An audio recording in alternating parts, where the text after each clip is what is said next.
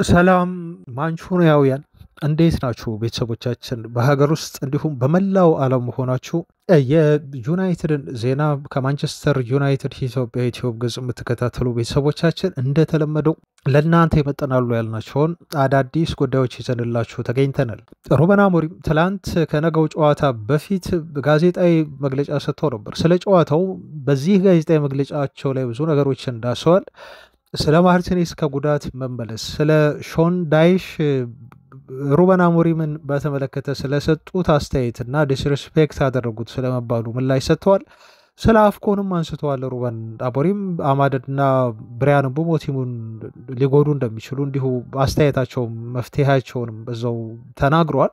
ስለዚህ ጨዋታ ቤተሰቦች ማወቅ ያለባችሁን ከጨዋታው በፊት ነገ ምሽት 12 ሰዓት የሚደረግ የፕሪሚየር ሊግ ተጠባቂ ጨዋታ ነው። ማወቅ ያለባችሁን ነገሮች በሙሉ ስለ ጨዋታው እነግራችኋለን። ቤተሰቦች ግን ይህን ጨዋታ በተመለከተ ግምቴን የኔንም እነግራችኋለሁ። እንገምታለን ቲማችን ምን አይነት ውጤት ይዞ ሊወጣ እንደሚችል። እናንተም ከመስማታችሁ በፊት እንደው የኔን ግምት ከመስማማታችሁ በፊት ግምታችሁን እንድታሰፍሩ እፈልጋለሁ። ነገ ምሽት 12 ሰዓት ላይ ዩናይትድ ከኖቲንጋም ፎረስት ሲጫወት ውጤቱ በምን ያህል ሊጠናቀቅ ይችላል? ውጤቱስ ምን ይሆናል ብላችሁ ታስባላችሁ? ቤተሰቦች ዛሬ በኮሜንት እንዲሁ በግምት ጀምሩ። ከዚህ ውጭ ሌሎች በርካታ ዜናዎችም ተካተውላችኋል። ፋሚሊዎች ለምሳሌ ፖል ስኮልስ የፐንዲት ስራውን ስለማቆሙ ምክንያቱ ግን በጣም የሚያሳዝን ስለመሆኑ ነግራችኋለሁ። ሜሰን ማውንት የሚፈልገው ጥሪ ሊቀርብለት እንደሆነ ተነግሯል። ምን ትሰማላችሁ?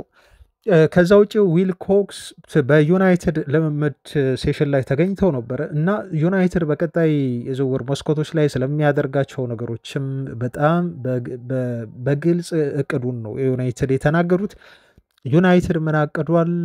ስለ ዝውውር በተመለከተ የምትሰሙት የዜናችን አካል ነው።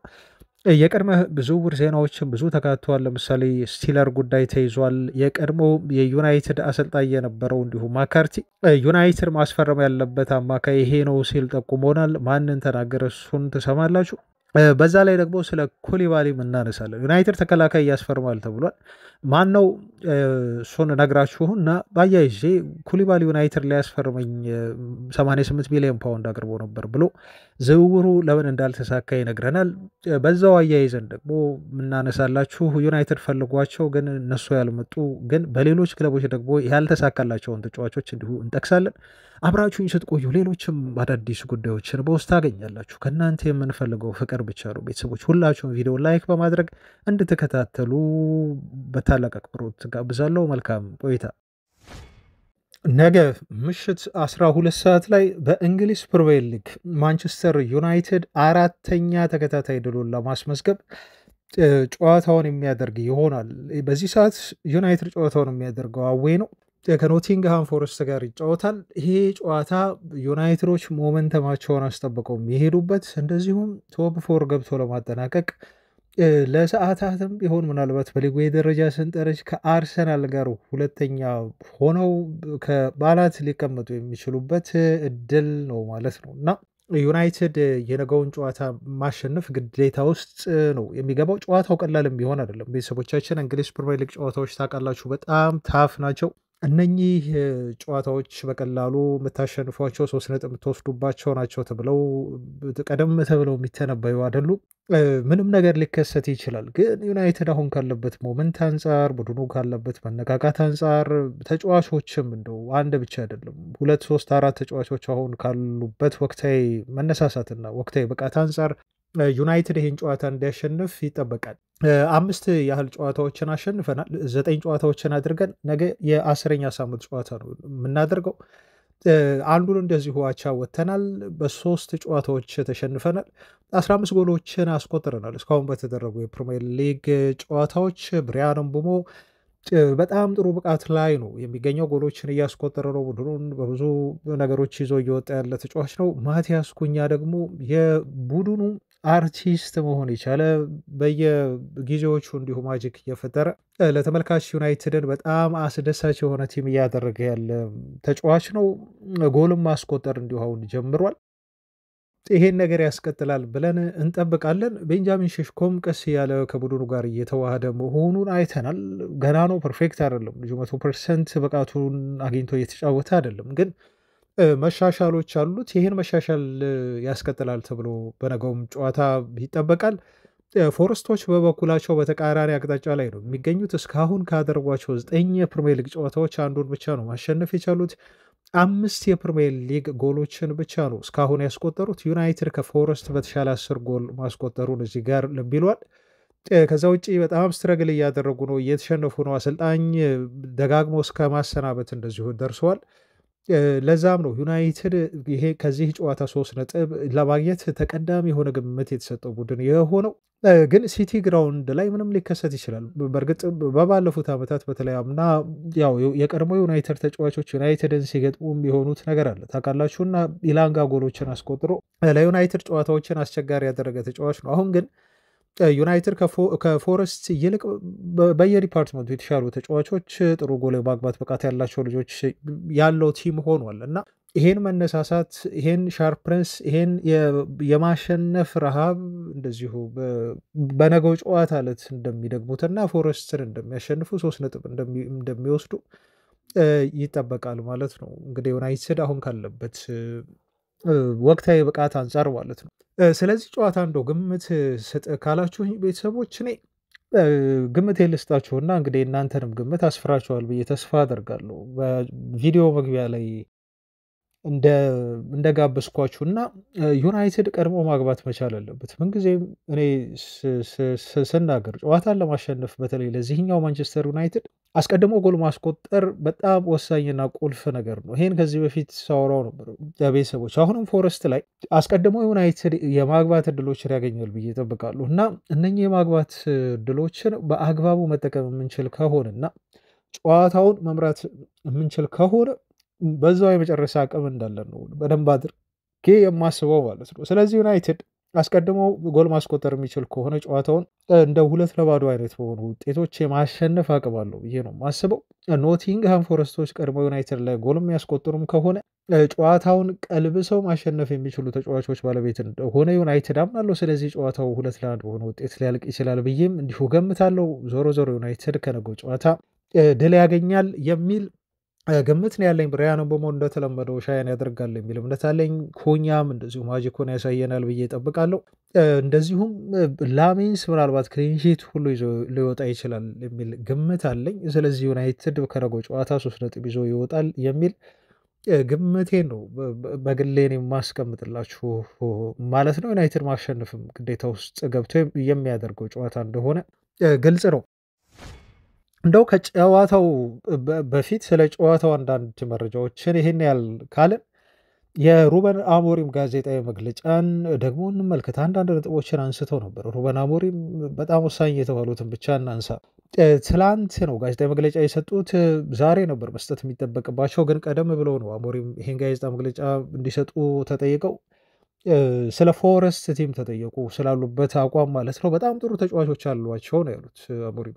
ለምሳሌ ኢሌት አንደርሰን ዩናይትድ የሚፈልገው የዩናይትድ ደጋፊ እንደሆነና ዩናይትድ በመሻሻሉ ፕሪሚየር ሊጉ ፉክክር እንደጨመረና ዩናይትድ መሆን የሚገባው መጫወት ያለበት በዚህ መንገድ ነው ብሎ ያሞካሸው የፎረስቱ አማካይ ጊብስ ዋይትም ጥሩ ተጫዋች ነው ብለው አሞሪም አድንቀውታል። ሁድሰን ኦዲዮንም እንደዚሁ አድንቀዋል እና እነኚህ ጥሩ ተጫዋቾች ያሏቸው ክለብ ነው ብለው ነው ፎረስትን የጀመሩት። ስለዚህ ከብራይተን የተለየ ጨዋታ ነው መጠበቅ ያለብን። በተለየ መንገድ ከብራይተን ጨዋታው እንከተላለን፣ የተለየ ጨዋታ እንተገብራለን ብለዋል። ምክንያቱም በብራይተን ጨዋታ በኦልድ ትራፎርድ ነው ያደረገን።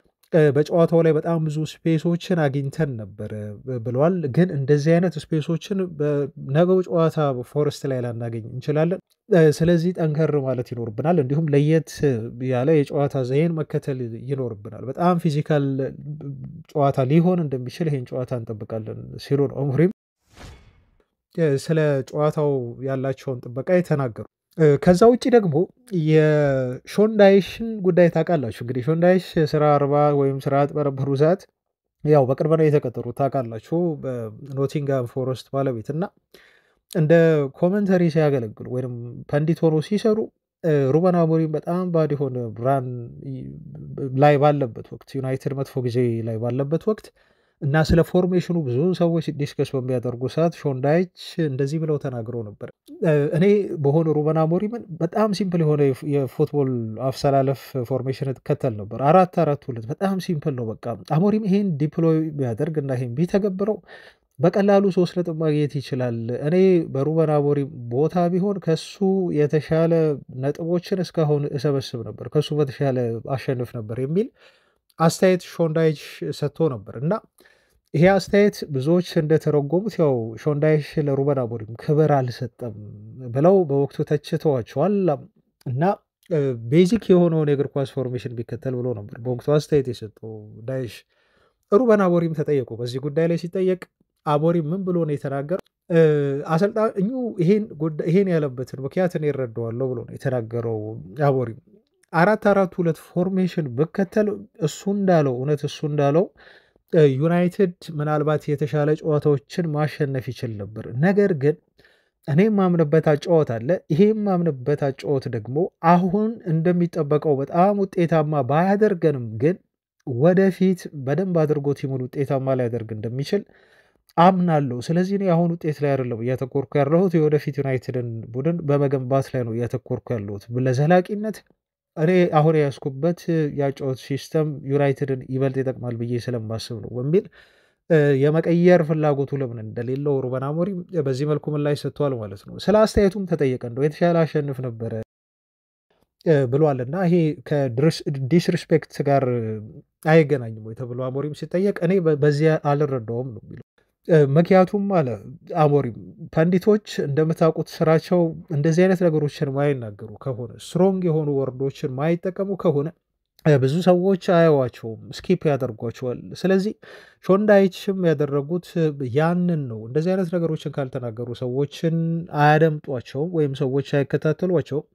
ስለዚህ ስራውን የሰራው ብዬ ነው የማስበው ሲል ነው አሞሪም በዚህ መልኩ ምላሽ የሰጠው ማለት ነው። እና እኔም በሱ ቦታ በሆን የምናገረው ምናልባት እንደዛ ሊሆን ይችላል። ስለዚህ ጉዳይ ብዙ ማለት አልፈልግም። እኔ የምፈልገው የነገውን ጨዋታ ማሸነፍና 3 ነጥብ ማግኘት ብቻ ነው በሚል ነው ሩበን አሞሪም በጣም በሳል የሆነ ምላሽ በዚህ ጉዳይ ላይ የሰጠው ማለት ነው። እንግዲህ ከነገው ጨዋታ በፊት ያሉ መነጋገሪያ ጉዳዮች በቡድኑ ዙሪያ እንደዚሁም በአሰልጣኞች ዙሪያ ከሜዳ ውጭ ያሉ እነኚህን ይመስላሉ። ቤተሰቦች እንደው ዩናይትድን ያለፉትን 3 ጨዋታዎች ብቻ ካየን ከገመገምን የፕሪሚየር ሊጉ የደረጃ ሰንጠረዥ አናት ላይ መቀመጥ የሚያስችል ብቃት ያሳየ ቲም ነው። ለምሳሌ በባለፉት 3 ጨዋታዎች ብዙ ነጥብ የሰበሰቡ ቲሞች ዩናይትድ፣ አርሰናል እና አስቶን ቪላ ናቸው። ከነኚህ ቡድኖች መካከል ደግሞ ዩናይትዶች ብዙ ጎሎችንም እንዲሁ ማስቆጠር ችሏል። ከሶስቱ አንጻር እንዲሁ ስናነጻጽር ማለት ነው። አርሰናሎች በጠባብ ውጤት እያሸነፉ ነው እዚህ የመጡት። አስቶን ቪላም በተመሳሳይ መልኩ፣ ዩናይትድ ደግሞ ብዙ ጎል በማስቆጠር ከነኚህ ሁለት ቲሞች የተሻለ ማስመዝገብ እየቻለ ነው ማለት ነው። የጎል ዲፈረንሱ ቢያንስ +5 ሆኗል በባለፉት 3 ጨዋታዎች ብቻ ዩናይትድ እና ይሄ ስለ መሻሻላችን አንዱ ማሳያ ነው። ባለፉት ጥቂት ጨዋታዎች ዩናይትድ ደግሞ በዚህ ሰዓት ሚድዊክ ጨዋታ የለውም። ለምሳሌ አሁን በዚህ ሳምንት የጨዋታዎች ነበሩ፣ የካራባው ካፕ ጨዋታዎች። እነኛ ጨዋታዎች ላይ ዩናይትድ አልተሳተፈም። ገና ሊሳተፍ የሚችለው ወደፊት በሚደረገው ወደ ሲዝኑ አጋማሽ ላይ በሚመጣው የኤፍኤ ካፕ ጨዋታዎች ላይ ብቻ ነው። ስለዚህ ለምሳሌ አሁን ከፎረስት በኋላ ቀጣይ የምንገጥመው ቲም የሚሆነው ቶተንሃምን ነው። እስቲ ያስቡት፣ ቶተንሃም አሁን በዚህ ሰዓት ተጫውቷል በካራባው ካፕ ማለት ነው። ባለፈው ኒውካስል ዩናይትድን ነው የገጠመው። ከዛ አሁን ደግሞ የፕሪሚየር ሊግ ጨዋታ አለበት። ከዛ ደግሞ በመሃል ሌላ ጨዋታ አለው፣ የአውሮፓ ሻምፒዮንስ ሊግ ጨዋታ ያደርጋል።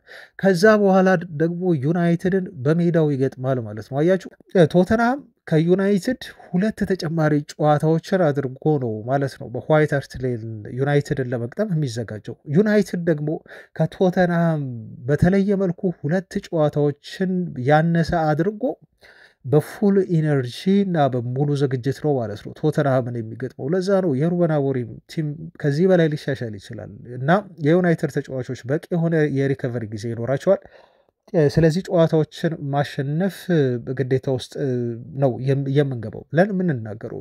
በተከታታይ ከዚህ በፊትም ብየዋለው፣ ጨዋታዎቹን እንዲሁ ጠቅሰናል። ቤተሰቦች አሁን የምናደርጋቸው ተከታታይ ጨዋታዎች አትሊስት ማሸነፍ የምንችላቸው ናቸው። ከዚህ በኋላ ያሉ 7 8 የሚጠጉ ጨዋታዎችን ማለት ነው እና ዩናይትድ እንደ ነገ ያሉ ጨዋታዎችን በተከታታይ እንዲሁ ከቶተንሃም ጋር ስንጫወት ኦፍኮርስ ቶተንሃም ትልቅ ቲም ነው፣ ግን ቢያንስ ነጥብ ይዘን መውጣት ያለብን ጌም እንደሆነ ቅድም ከነገርኳቸው ምክንያት ጋር እንዲሁ መረዳት እንችላለን ማለት ነው። የምንጠብቀውም ይሄንን ነው።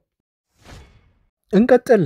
ቤተሰቦች ትላንት ቡድኑ እንደው የልምምድ ሴሽኑ በከወነበት ወቅት በይፋ የተመለከትነውና የተረጋገጠው እስካሁን ይመለሳል ብለን ስንጠብቅ የነበረው የሊቻ ወይንም ደግሞ የማርቲኔዝ መመለስ ትላንት በይፋ መረጋገጡ ነው። አሁን ተጫዋቹ ለመመለስ በጣም ተቃርበው እንደነበረ፣ ነገር ግን ለጥንቃቄዎች እንደው ሲባል ተጫዋቹን አፋጥኖ ወደ ጨዋታዎች መመለስ አግባብ እንዳልሆነ እና የቡድኑ የዶክተሮች አባል እንደዚሁም የቡድኑ አሰልጣኝም ቢሆኑ ጥንቃቄ እንደሚያደርጉለት ተጫዋቹን እንደማያፋጥኑት ስንሰማ ነበር። አሁንም ተመልሷል ማለት ግን ቤተሰቦች ተጫዋቹ አሁን ጨዋታውን ለማድረግ ዝግጁ ነው። ሙሉ ፊትነሱን አግኝተዋል ማለት ነው። 100% ጤነኛ ነው። ነገር ግን የጨዋታ ሪትም ውስጥ ለመግባት ደግሞ ጊዜ እንደሚያስፈልገው እሙን ነው። ከዚህ በፊት ብየዋለሁ ቤተሰቦች፣ እንደዚህ በረዥም ጊዜ ከጉዳት ተመልሳችሁ በአንዴ የሆነ ጨዋታ ላይ ዲፕሎይ ሆናችሁ የምትጫወቱት ነገር አይደለም።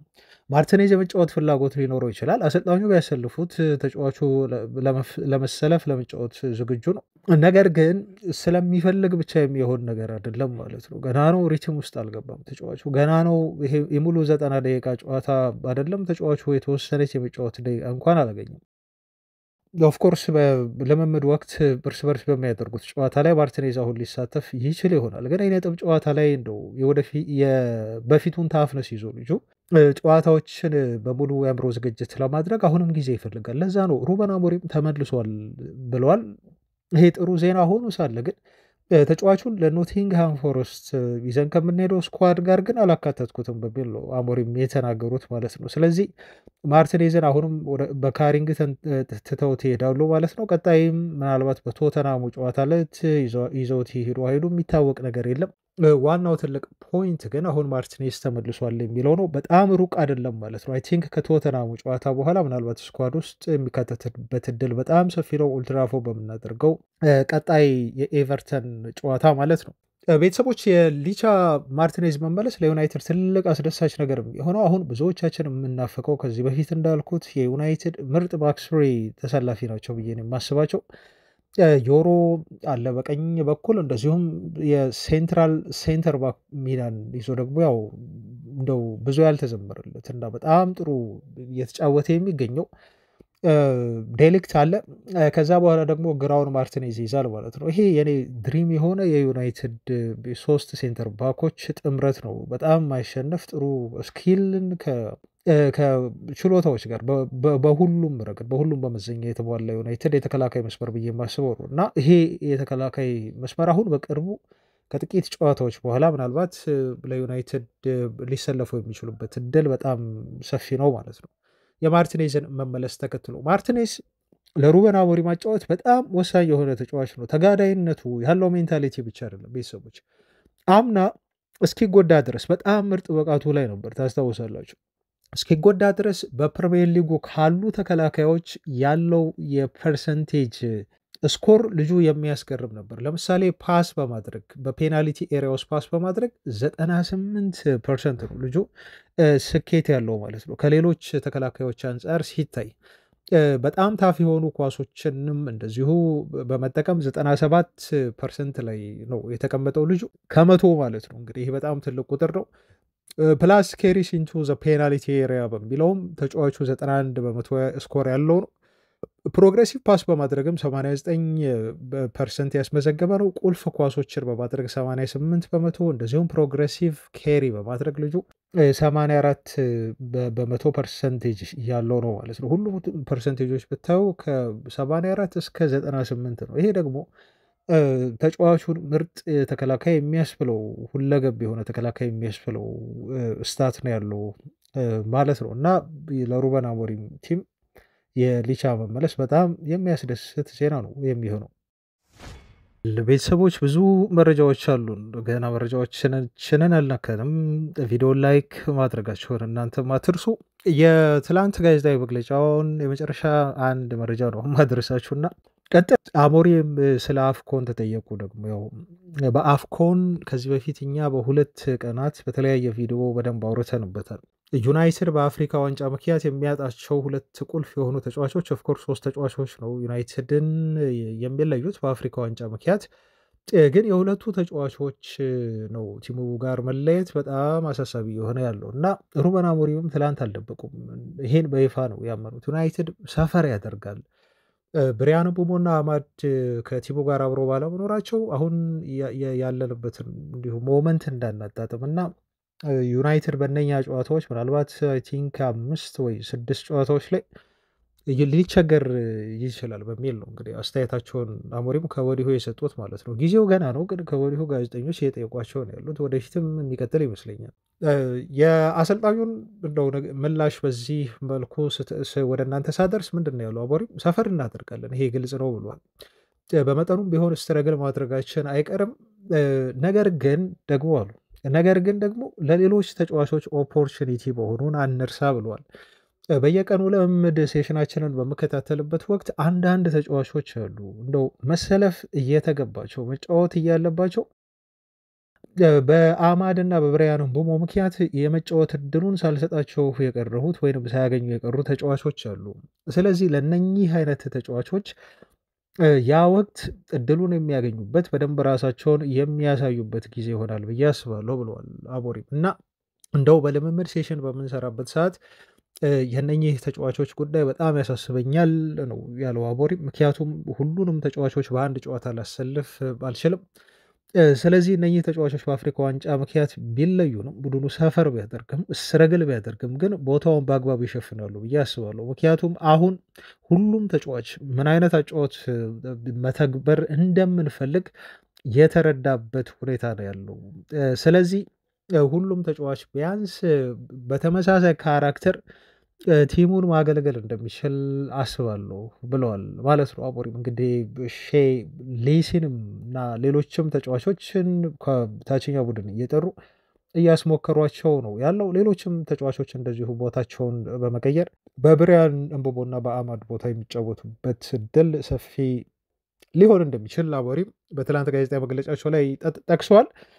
በነገራችሁ ላይ የኦክቶበር ወር የወሩ ምርጥ አሰልጣኝ ሩበን አሞሪም እጩ ሆነው መቅረባቸው እንዲሁ ይታወቃል። ብሪያን ምቡሞም ደግሞ የወሩ ምርጥ ተጫዋች ሆኖ የመመረጥ ያለው ይመስላል። እንደውም ከሩበን አሞሪም ይልቅ በእርግጥ በድምፅ የሚወሰን ነው። ስለዚህ ዩናይትድ ደግሞ ብዙ ደጋፊ ያለው በድምፅ የሚወሰን መሆኑን ተከትሎ ሩበን አሞሪምም ብሪያን ምቡሞም የወሩ የፕሪሚየር ሊግ ምርጥ ተብለው ሊመረጡ የሚችሉበት እድል በጣም ሰፊ ነው።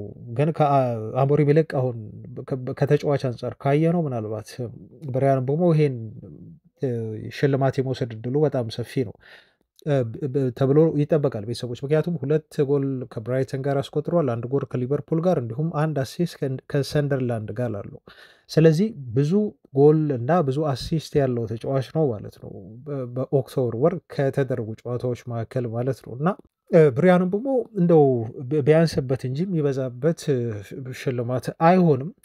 ቤተሰቦቻችን እንደው ስለ ሩበን አሞሪም የወሩ ምርጥነት መመረጥ ጋር በተያያዘ አንድ እውቅ የሆነ የአርሰናል ደጋፊ በትዊተር ገጹ ላይ ግን የተናገረው ነገር አስገርሞኛል። እና ሩበን አሞሪም ቼልሲን የመሰለ ቡድን፣ ሊቨርፑልን የመሰለ ቡድን እንዲሁም እናንተ ቀላል ነው ብላችሁ የምታስቡት የሰንደርላንድን የሚያክል ቡድን ያሸነፈ አሰልጣኝ ነው። ስለዚህ ይሄ የአመቱ ምርጥ የወሩ ምርጥ አሰልጣኝነት ምርጫ ለሽልማቱን ለሩበን አሞሪም ስጡት በሚል ትዊተር ላይ ኮሜንት አድርጓል። እና ያን ኮሜንት ሳይ በጣም ነው ያስገረመኝ። ሩበን አሞሪምን የሚወደው የእግር ኳስ አፍቃሪ የዩናይትድ ደጋፊ ብቻ አይደለም፣ የአርሰናል ደጋፊዎች ሁሉ ሳይቀር ለሩበን አሞሪም ያላቸውን ድጋፍ በዚህ መልኩ እየገለጹ ነው ማለት ነው። ለማንኛውም ይሄ ትዝ ስላለኝ በዛው ላድረሳችሁ በሚል ወደ ልዩ ልዩ አጫጭር መረጃዎቻችን ደግሞ እንሻገር እና የዩናይትዱ የቀድሞ ሌጀንድ ተጫዋች ፖል ስኮልስ ፐንዲት ሆኖ እያገለገለ የነበረው እና ስለ ዩናይትድ ብዙ አስተያየቶችን የሚሰጠው የቀድሞ የዩናይትድ ተጫዋች አሁን ተገልያለሁ፣ ስራዬን ትቻለሁ በሚል አስተያየቱን በይፋ ትላንት ገልጿል እና ያልተጠበቀ ነበር። ፖል ስኮልስን ታውቃላችሁ፣ ያው በፐንዲትነት ማገልገል ከጀመረ በኋላ አንዳንዴ በጣም ሀርሽ የሆኑ አስተያየቶችን ይሰጣል። እሱ ብቻ አይደለም፣ ሌሎችም የዩናይትድ ሌጀንድ ተጫዋቾች አሉ። አንዳንድ የሚሰጧቸው አስተያየት በጣም ግራ የሚያጋቡ፣ አንዳንዴ ቲሙን ማያረጋጉ የሚመስሉ አስተያየቶችን የሚሰጡ እና እኔ ለዩናይትድ ውድቀት ሁሉ አንዳንዴ እና ነገሮችን በማቀጣጠል በሚሰጧቸው አስተያየት ምክንያት እንደው ባይናገሩ ብዬ የማስባቸው የዩናይትድ የቀድሞ ሌጀንድ ተጫዋቾች አሉ። ግን አሁን እየቀነሱ የመጡ ይመስላል። ፈርዲናንድ ትቷል። አሁን ዩቲዩብ አለው፣ በዩቲዩብ ቻናሉ ላይ እየሰራ ነው ያለው። ፖል ስኮልስም ደግሞ አሁን ትቻለው በሚል እንዲሁ ተናግሯል። እንግዲህ ሌሎችም ሊከተሉ ይችላሉ። በእርግጥ የፖል ስኮልስ ምክንያት አለው። በነገራችሁ ላይ ፖል ስኮልስ የ20 ዓመት ልጅ አለው እና በቅርቡ ነው ከባለቤቱ ጋር የተለያየው። ይሄ ዓመቱ ልጅ ዓመት ላይ የደረሰው ልጁ ግን የኦቲዝም እንትን አለበት፣ ተጠቂ ነው እና የኦቲዝም ተጠቂ ከሆነ ደግሞ ያው ታውቃላችሁ ትኩረት ይፈልጋል እና አሁን ማተኮር የምፈልገው ኤደን ተብሎ ይጠራል ልጁ። በልጄ ላይ ብቻ ነው እና ሙሉ ትኩረቴን መስጠት ያለብኝ እሱ ላይ ይመስለኛል ከስራዬ ይልቅ እና ይሄም መሆን ያለበት ጊዜ አሁን እንደሆነ አስባለሁ በሚል ተናግሯል። ምክንያቱም ባለቤቱ ጋር ስለተለያዩ እና እሷ ትታው ስለሄደች ለልጁ ትኩረት ሰጥቶ እሱን መከታተል ይኖርበታል ማለት ነው። ይሄ ዴይሊ ሩቲን የሚሉት አለ አይደል? እንግዲህ ወደ ትምህርት ቤት መሄድ ካለበትም እና የቀን ተቀን ውሎውን በተመለከተ አብሬው ሆኜ ልቆጣጠረው ግድ ይላል ያስፈልጋል እና ከሱ ጎን መሆን ያለብኝ ሰዓት ነው በሚል ነው ፖል ስኮልስ የፐንዲትነት ስራውን ለጊዜውም ቢሆን እንደተወን ለልጁ ትኩረት ሲል የተናገረው ማለት ነው። ሌላ የሜሰን ማውንትን ዜና እናንሳ። ሜሰን ማውንት አሁን በቶማስ ቱኸል ትኩረት አግኝቷል ተብሏል። ይሄ ተጫዋች በሩበን አሞሪም እምነት ተጥሎበት ላለፉት ጥቂት ጨዋታዎች ላይ በቋሚነት መሰለፍ ከጀመረ በኋላ ቶማስ ቱኸል ሲከታተሉት ቆይተዋል። አንዳንድ ጨዋታዎችን በኦልድ ትራፎርድ ሁሉ ሳይቀር በመምጣት የተጫዋቹን እንቅስቃሴ እንዲሁ ገምግመዋል። በእርግጥ የሱም ብቻ አይደለም የሌሎች ተጫዋቾችንም እንቅስቃሴ ሲመለከቱ ነበር። አሁን ግን ቱኸል የሜሰን ማውንት እንቅስቃሴ ቀልባቸውን ስለሳበ እንደ ግሪም ቤይሊ ዘገባ ከሆነ ወደ እንግሊዝ ብሔራዊ ቡድን ጥሪ ሊያቀርቡለት እንደሆነ ነው የተገለጸው።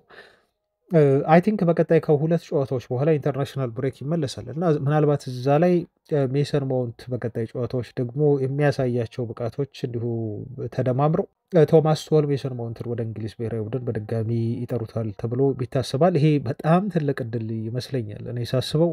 ቤተሰቦች እንግዲህ ሁሉም ተጫዋች ለዓለም ዋንጫ ብሔራዊ ቡድኑን መወከል ይፈልጋል እና ሜሰን ማውንት ደግሞ እንደው ሰሞኑን ትንሽ እየተሰለፈ አይደለም በነ ኩኛ ምርጥ ብቃት ምክንያት እንጂ ጥሩ ፎርም ላይ የሚገኝ ተጫዋች እንደሆነ ሁላችንም እናውቃለን እና ይሄ ዜና ለሜሰን ማውንት በተለይ በጣም ጥሩ ዜና፣ አስደሳች ዜና ይመስላል።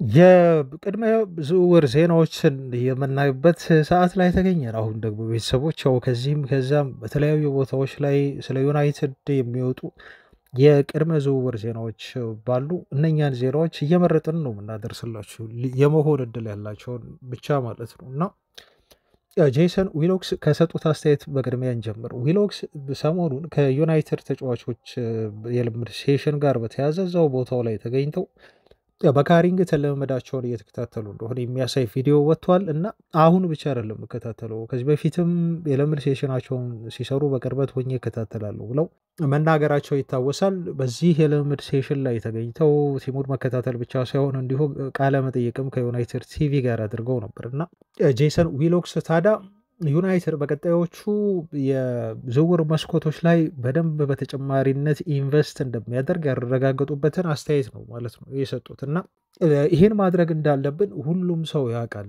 ለሩበን አሞሪም ባለፈው ክረምት ድጋፍ አድርገንለታል፣ ግን አላለቅም። ቀጣይ የዝውውር መስኮቶችም ላይ ድጋፍ ማድረግ እንዳለብን ይሄ ግልጽ ነው። ምክንያቱም ቡድኑ እየተሻሻለ እንደሆነ እንዲሁ ተመልክተናል።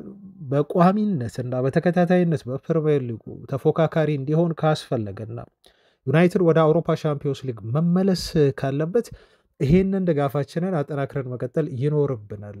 ስለዚህ በዋናው ቡድን ውስጥ ኢንቨስት ማድረጋችንን እንቀጥላለን። ትክክለኛ የሆኑ ተጫዋቾችን እንዲሁ መመልመላችንን እንቀጥላለን። ታለንት ያላቸውን ተጫዋቾችም እንደዚሁ መመልከታችንን እና ማስፈረማችንን እንቀጥላለን።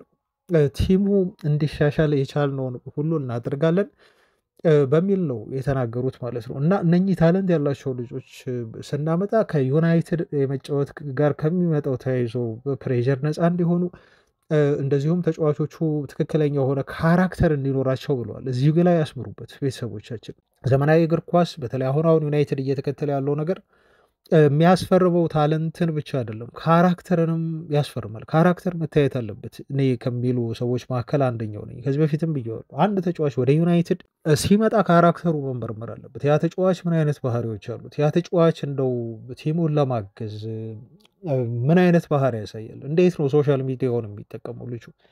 እንዴት ነው ተጫዋቹ ቤንች ቢሆንና እንደው አሰልጣኙን ለመቀበልና አሰልጣኙ የሚወስኑትን ውሳኔ ለማክበር ዝግጁ የሆነው በሚያስፈልግ ሰዓትና የመጫወት እድል በሚሰጠው ሰዓት ደግሞ እንዴት በአግባቡ ልጁ ሊጠቀም ይችላል የሚለውን ከግል ባህሪ ጋር በተያዘ በተለይ ዩናይትድ መገምገም በደንብ ማየት ያለበት ጉዳይ ነው እና ዊልኮክስ ያንን ነው ትላንት የሚያረጋግጡት።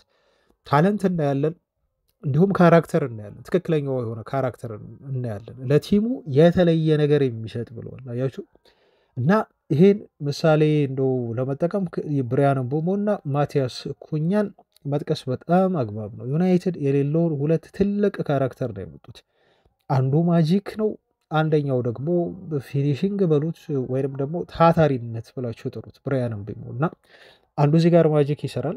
ቲሙ ለተመልካች ለገለልተኛ በተለይ ተመልካቾች በጣም ጥሩ የሆነ እንቅስቃሴ እንዲያሳይ ዩናይትድ እስቲ ዛሬ እኮ ጨዋታ አለ ብለው ከደጋፊዎቹ በተለየ ውጭ የዩናይትድ ደጋፊ ያልሆኑ ሰዎች ቲቪያቸውን ኦን አድርገው የዩናይትድን ጨዋታ ቁጭ ብለው የሚያዩበት ጊዜ አሁን ሆኗል ማለት ነው። ቤተሰቦቻችን እንደው እዚህ ዜና ላይ አላከተትኩላችሁም እንጂ ቲዮ ዋልኮት ይሄን አስተያየት ሰጥቷል። አሁን ዩናይትድ ስንከታተለው ስናየው ኢንጆይ የምናደርግበት ቲም ነው እና ዩናይትድን አሁን የምናየው እንዴት ዛሬም ሰፈር ሊያደርግ ነው ዩናይትድ ብለን አይደለም። ዩናይትድ እኮ ዛሬ ጨዋታ አለው፣ ጥሩ ጨዋታ አለው፣ ሊያዝናናን ይችላል ብለን ቲቪያችንን ከፍተን የምናይበት ጊዜ ላይ ደርሰናል ብሎ ዋልኮት ተናግሯል። በነገራቸው ላይ ቀድሞ የአርሰናል ተጫዋች የነበረው ማለት ነው እና ዊልኮክስ ትላንት የሰጡት ቃለ መጠየቅ አንደኛ ስንጠቀልለው እንደሚያስፈርሙ በቀጣይ የዝውውር መስኮቶች ላይ ሩበን አሞሪም ቲሙን እንዲያጠናክር እንደሚረዱት አንድ፣ ሁለተኛ ሲያስፈርሙ ደግሞ እንደዚህ አይነት ቁልፍ የሆኑ ፈራሚዎችን ዩናይትድ የሌለውን ነገር መስጠት የሚችሉ ፈራሚዎች ላይ ትኩረት አድርገው እንደሚያመጧቸው ያረጋገጡበትን አስተያየት ነው የሰጡት ማለት ነው። ሌላው ወደ እንደው ዝውውር አሁን በቀጥታ እንግባና ዩናይትድ የዌስትሃም የአማካይ ስፍራ ተጫዋች የሆነው ሉካስ ፓኪታን በጥር የዝውውር መስኮት ለማስፈረም ጥያቄ አቅርቧል እና ይህን ተጫዋች አማካይ ቦታ ላይ ለማስፈረም ዩናይትድ አሁን እንደ እቅድ ይዞታል የሚል ዜና ትላንት ወጣ። ይህን ዜና ይዞ የወጣው ደግሞ ኢንዲካሊያ ነው። ኢንዲካሊያ ስለዚህ የትዊተር ገጽ ከዚህ በፊት ብያቸዋለሁ የካርሎስ ባሌባን ዜና ቀርቦ ያወጣ ነው። እንደው ይሄንን የትዊተር ገጽ ነው ማን ከተባለ አሁን ምናልባት በቀጣይም ሌሎች ጋዜጦች እንዲሁ ይሄን ይዘግቡታል ብዬ እጠብቃለሁ። ፓኬታ የዩናይትድ የጥር የዝውውር መስኮት ኢላማ ይመስላል። በጣም ጥቂት የሆኑ ተጫዋቾችን ነው ዩናይትድ ጥር ላይ ማግኘት የሚችለው ክለቦች መሸጥ ስለማይፈልጉ። ፓኬታ ደግሞ ቀጣዩ የዩናይትድ አዲሱ የዝውውር ኢላማ የሆነና ምናልባት ወደ ዩናይትድ ሊመጣ የሚችል ተጫዋች አሁን እየመሰለ ነው የሚገኘው ማለት ነው እና እንደው በአፍኮን ምክንያት ዩናይትድ የሚፈጠርበት ክፍተት አለ። እሱን ለመሸፈን ይሄን ተጫዋች አይተውታል። አማካይ ቦታ ላይም ዩናይትድ ክፍተት እንዳለበት ይታወቃል። ፓኬታ ደግሞ ብራዚላዊ መሆኑን አትዘንጉ። ስለዚህ ወደ ዩናይትድ ለመምጣት ብዙ ምክንያቶች ይኖሩታል። ፕላስ ደግሞ ጆሹዋ ዝርክዚም አለ።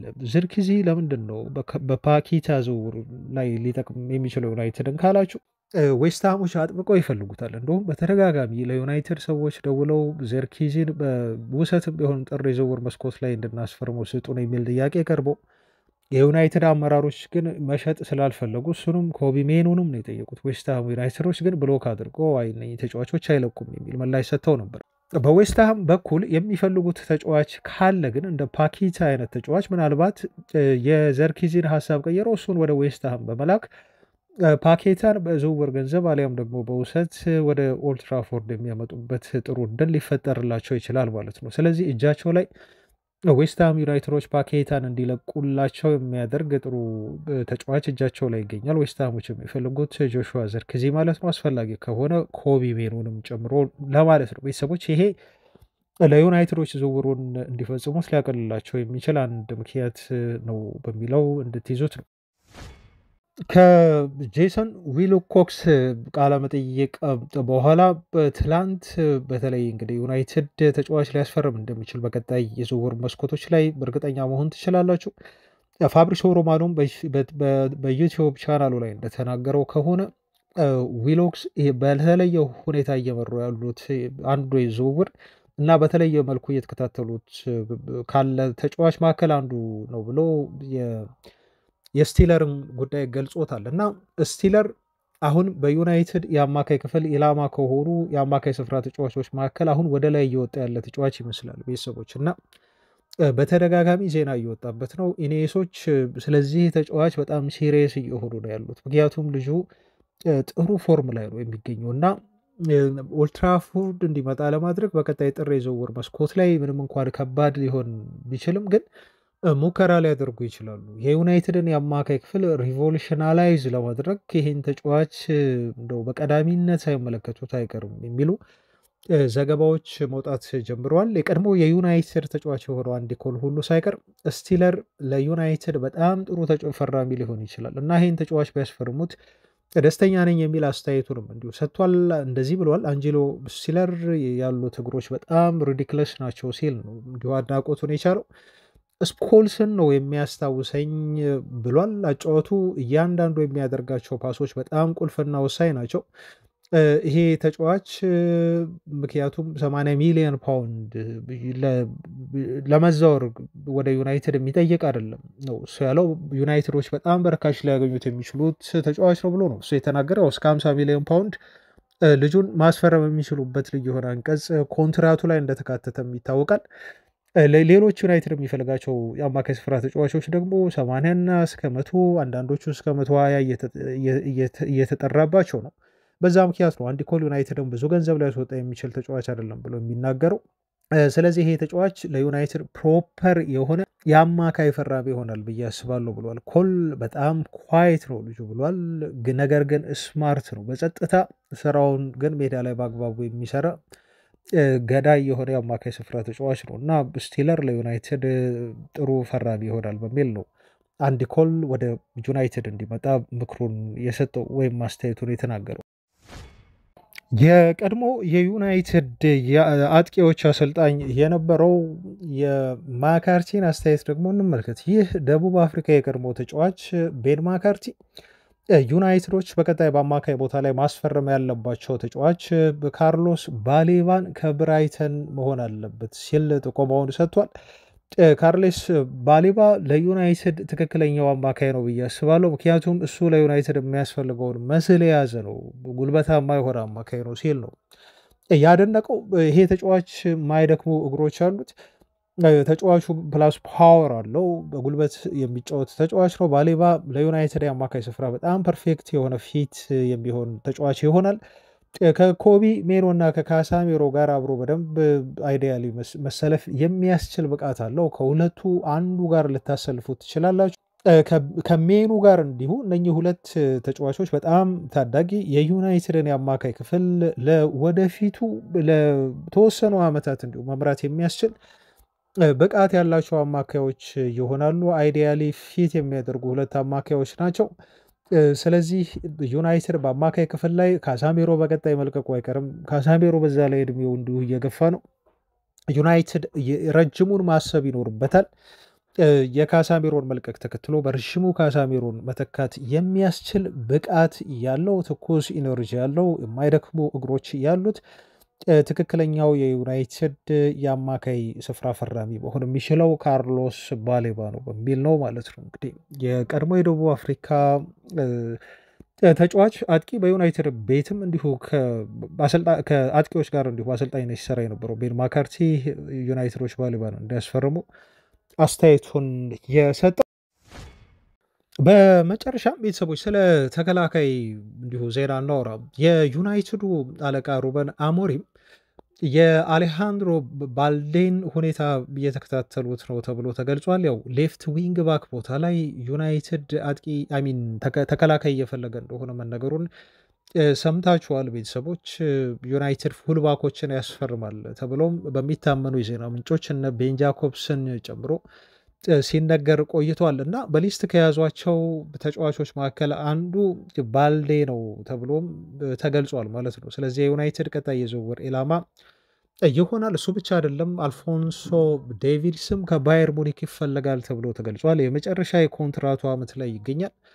ይሄ ተጫዋች በባየር ሙኒክ ኮንትራቱን ማያድስ ከሆነ ከፈላጊ ክለቦቹ መካከል ዩናይትድ አንዱ መሆኑን ለክለቡ ተወካዮች እንዲሁ ፍላጎቱን አስመዝግቧል ዩናይትድ ተብሎም ተነግሯል። ስለዚህ ቀጣይ የሩበን አሞሪም ስራ የአማካይ ክፍሉን ከማጠናከር ውጭ እንዲሁ ለአጨዋወታቸው የሚመቻቸውን ፉልባክ ወደ ዩናይትድ ማስፈረም እንደሆነ ከሚወሩ ሩመር መረጃዎች እንዲሁ መረዳት ትችላላችሁ። የካሊዶ ኩሊባሊን የትላንትም አስተያየት እናንሳና ዜናችንን እናብቃ። ካሊዶ ኩሊባሊ በ2018 ዩናይትድ ተከላካይ እየፈለገ ባለበት ሰዓት እሱ ደግሞ ለናፖሊ እየተጫወተ በነበረበት ሰዓት ዩናይትዶች እኔን ለማስፈረም 88 ሚሊዮን ፓውንድ ወይም ደግሞ ወደ 100 ሚሊዮን ዩሮ የሚጠጋ ሂሳብ ለናፖሊ አቅርበው ነበር። ነገር ግን ናፖሊዎች በዚህ ገንዘብ እኔን ለመሸጥ ፈቃደኛ ባለመሆናቸው ምክንያት ዝውውሩ ወደ ዩናይትድ ሳይሳካ ቀርቷል እንጂ እኔ ወደ ዩናይትድ ለመሄድ እንዲሁ ተዘጋጅቼ ነበር፣ ዩናይትዶችም ይሄን ያህል ገንዘብ ላቅርበውልኝ ነበር በሚል ሰሞኑን አስተያየቱን ሰጥቷል ማለት ነው። እንግዲህ ዩናይትዶች እሱን በማጣታቸው ምክንያት ነው የወቅቱን ሪከርድ ክፍያ ፈጽመው ለተከላካይ በተለይ ሃሪ ማጉዌርን በወቅቱ በ80 ሚሊዮን ፓውንድ ያስፈርሙት ማለት ነው። ቤተሰቦች እንግዲህ አንዳንድ ዝውውሮች ለበጎ ናቸው ብላችሁ ትላላላችሁ። ካሊዶ ኩሊባሊ ወደ ቼልሲም እንግሊዝ ፕሪሚየር ሊግ ከዛ በኋላ ከመጣ በኋላ ብዙ የተሳካ ጊዜን እያሳለፈ አልነበረም። አንዳንድ ዝውውሮች ባለመሳካታቸው ታመሰግናላችሁ። ለምሳሌ እንደው ላንሳ፣ ይሄ ኩሊባሊ ሁኔታ አስታውሰኝ። እንደው ዩናይትድ ሞክሮ ያልተሳካለት በአጥቂ መስመር ላይ ባለፈው ክረምት ዴላፕን ውሰዱ። አሁን በቼልሲ ቤት ይሄ ተጫዋች እየጠፋ ነው እና ዩናይትድ እንኳን አላስፈረመው የሚያስብል ነው። ዩናይትድ ተስማምቶ ጨርሶ ነበር። እንደዚሁም የኬሬሽን ሁኔታ ውሰዱ። ከዚህ በፊት አውርተንበታል። እንኳን አላስፈረመው ዩናይትድ እንኳን ሼሽኮን አስፈረመ የሚያስብል ነው እንቅስቃሴው ተጫዋቹ። ፕላስ ደግሞ በሌሎች ቦታዎችም ላይ የፈለጋቸውን ተጫዋቾች ስትየው ለምሳሌ አሁን አንዱ ፍሪምፖንግ ነው። ፍሪምፖንግ በዩናይትድ በተከላካይ ቦታ ሲፈለግ የነበረ ተጫዋች ነው። አሁን ሊቨርፑል ሄዶ ተጫዋቹ ጉዳት ደርሶበታል፣ እንዲሁም እንደተጠበቀው አይደለም።